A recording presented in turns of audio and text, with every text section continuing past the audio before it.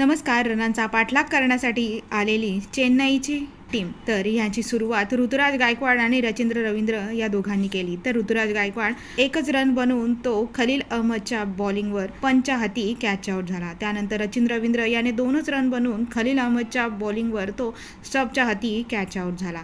त्यानंतर खेळायला आलेला डेरिल मिचेल याने 34 रन बनवून तो अक्षरच्या बॉलिंगवर कॅच आउट झाला.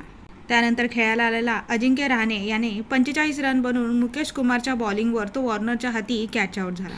मग आलेला समीर रिझवी हा 0 रन बनवून मुकेश कुमारच्या बॉलिंगवर अहमदच्या हाती कॅच आउट झाला.